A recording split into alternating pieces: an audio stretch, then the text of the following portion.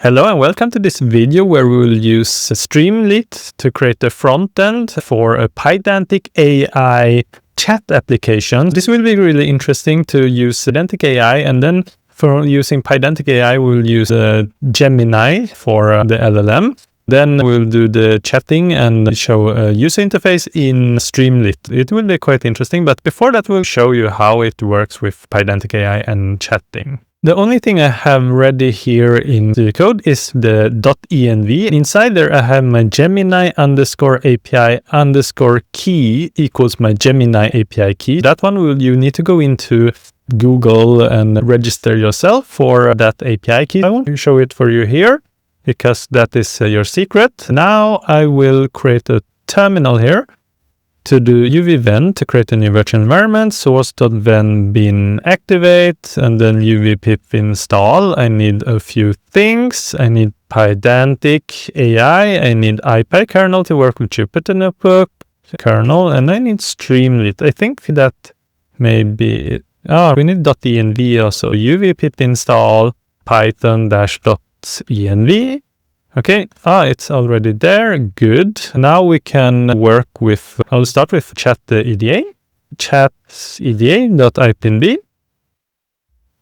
Okay, here let me show you, let's see, EDA chatting with, or basically, exploring chatting with Gemini through PydanticAI, something like this. Okay, let's start with from. Let me change this to Python, PydanticAI. From PydanticAI, import our agent, and then we'll need from.env, import load.env, and that should be it. If you have the spelling out this key, Gemini _API key inside of your .env, this should be enough.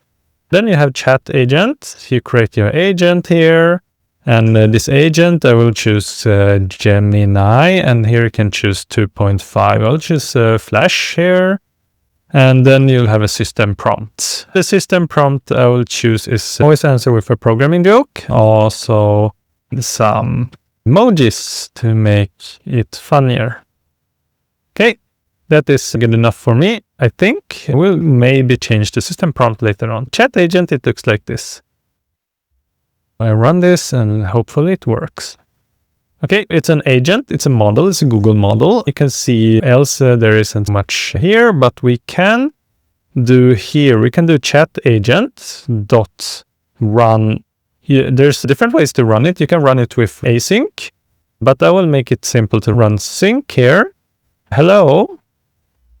We can call it result equals to this, and then result.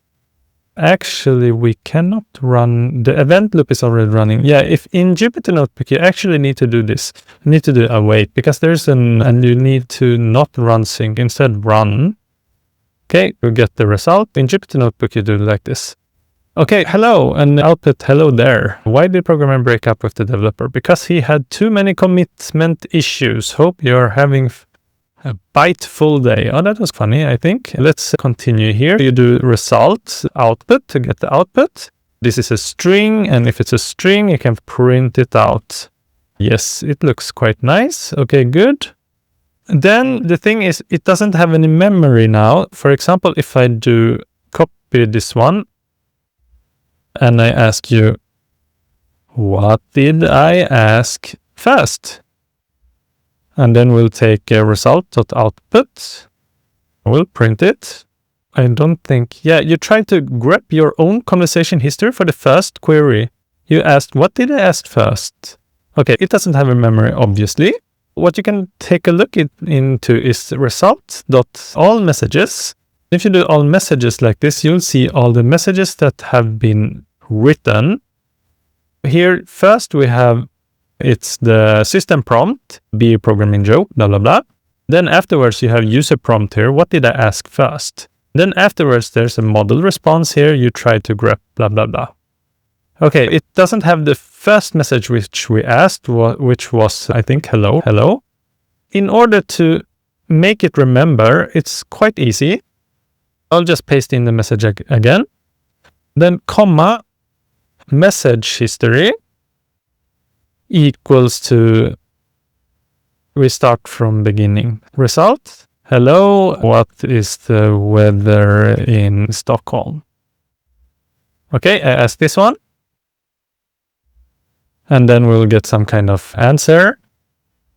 Okay, then we will do result 2 equals, I'll actually copy paste this one, paste in again, and I'll call this result 2 equals to result dot all messages. It will send in all the result messages that we had, and then we can do print result 2 dot output. We can ask it, what did I ask you first? It takes, this one should be message history. My input buffer is not an overflow error just yet. You initiated our session with a GET request for the weather in Stockholm. Okay, you see, it's referring back to Stockholm, which was my first question. I asked about the weather. Good, it remembers now. As easy as that, we have message history and it will remember.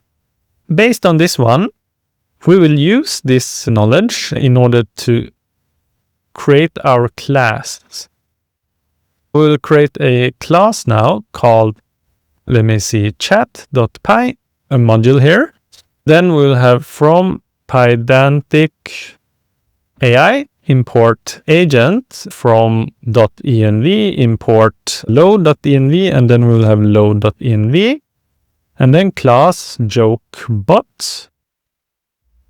Then def under init. Init is, let's see, self.chatAgent equals to this agent. We'll have a Gemini, let's see, Gemini and flash 2.5.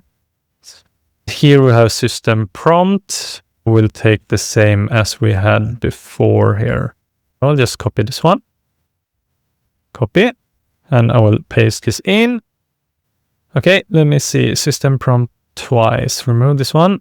Then I have the system prompt and self.result equals to none. I start with result as none. Then we add on the results later on. In the results, we get the message history. Def chat self prompt. Prompt is a string. It will return a dictionary. Then message history is basically equals to self.result dot all messages. All messages only exist if this is a result, but it starts with none. If self.result, else none. If we don't have anything, this will be none. Else we will use self.result and take all the messages. That is the idea. Now we have our chat is not done yet, self.result. This one is equal to self.chatagent dot run sync. I will make it sync here. We'll maybe try out streaming in another video, but I think sync is enough here.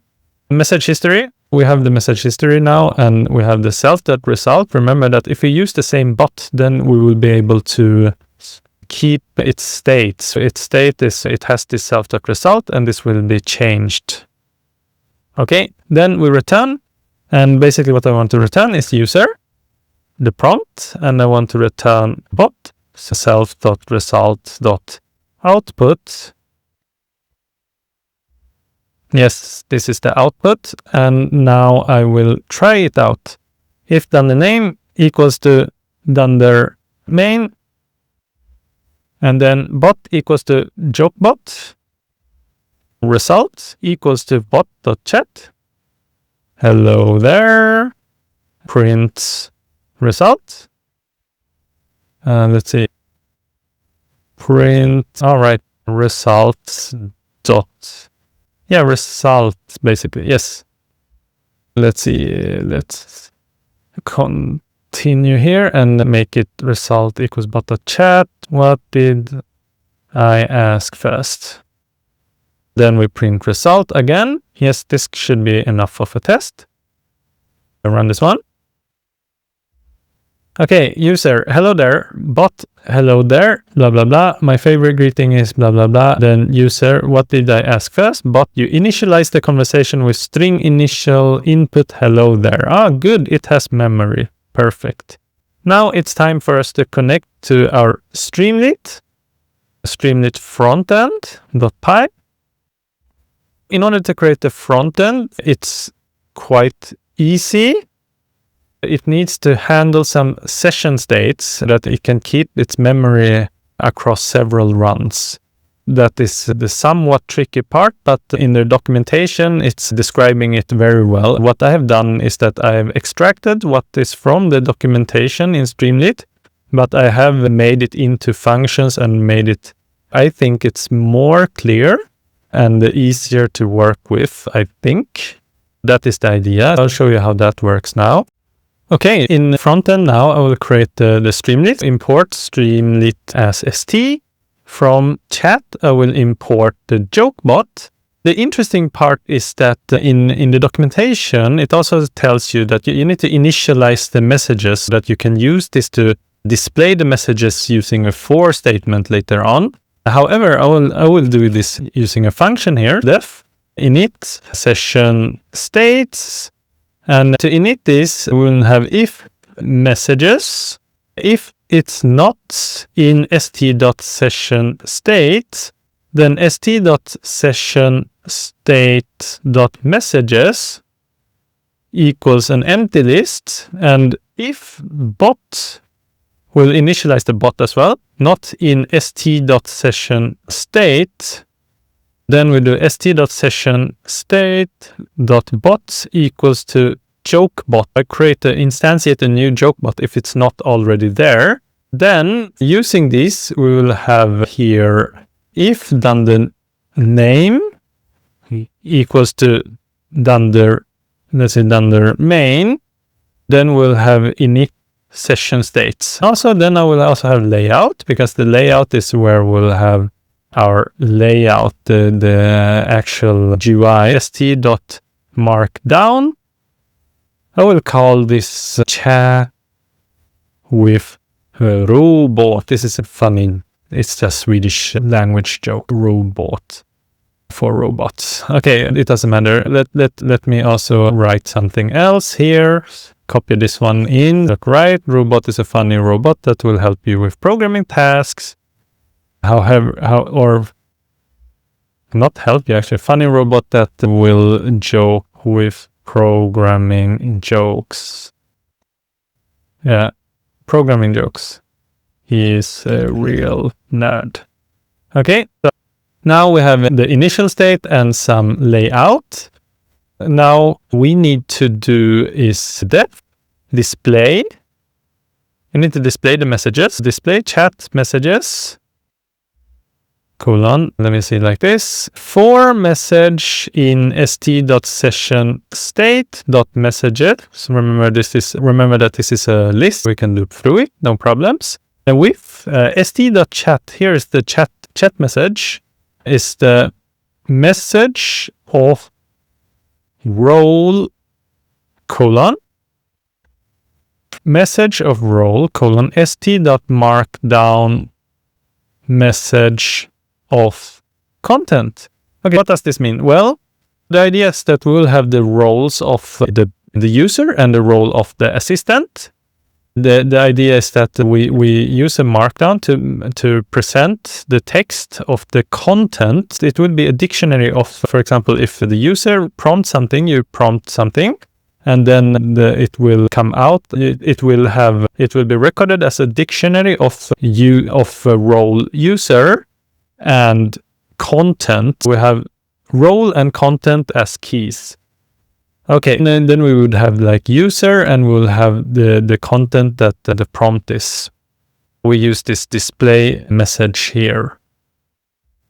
And the thing is here is that we display all the messages with this display chat messages, because it goes through every messages that exist in the session state. We will store each message in the session state .message. That is the idea. Okay, with this, we can do def handle user input. To do that, we'll do if prompt, and we'll do walrus operator. It means that this will take the value of this that comes next here to the right-hand side. So sd.chat input, it will take this value, talk to the robot. Okay. The input from this element will be stored in the prompt variable. This prompt variable, we can use it to store. Here's st.sessionState.messages.append. Here we'll store role, user. This is the user writing something. And then the content is the prompt. This means that we will have the message written out. Actually, we can do Streamlit run Frontend. Then you can see it side by side maybe. Okay, it looks like this for now. We have chat with robot, and right now it doesn't display any messages because we are in our layout, we haven't put in that yet. We can do display chat messages and store it. Right now we don't have anything. We need to have handle user input as well. Okay, now you can see there's this chat box here that you can write, hey. It doesn't do anything now because we haven't stored anything in our session state. Now we will go in here and actually store, or actually we have stored this one, but we need to, let's see, we need to do some more things here. We need to do bot response. Let's see, session state.messages.append. Yes, that's true. We have the content here. Okay, bot response is t.session_state.bot.chat prompt .get the bot because it's a dictionary. Then we have the bot response. Response equals to, not response, equals to f-string robot. It responds with bot response.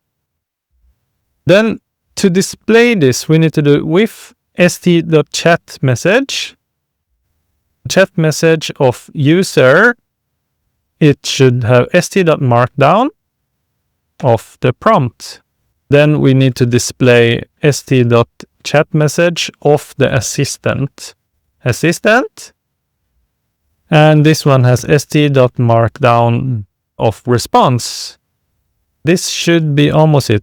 We have one last thing, session state.messages.append. Here I will put in the role as the assistant. And the assistant need to put in the content as well. The content is the bot response, or not the bot response, it's the response that we have a robot. Okay, rerun. Now, as you can see, the hey is displayed. My memory cache seems to have experienced an unexpected purge. I think your last query might have been garbage collected before I could console log it again. Was it about the weather in some place called Göteborg? Okay, it seems to remember. Good. Okay. Tell me why I should work with modern data stack. Okay, it says a lot of things. If your current stack feels like you're trying to debug COBOL code. Okay. Cool. It has some emojis. It's explaining quite funny, I think. You can decide yourself, but I think it's done for this demo. In this tutorial, we have learned how to use Streamlit to create a front-end for the chatting application. Then we have created our chatting application in using PydanticAI and Gemini as the LLM. I hope that you have learned a lot from this video. See you in the next one. Bye.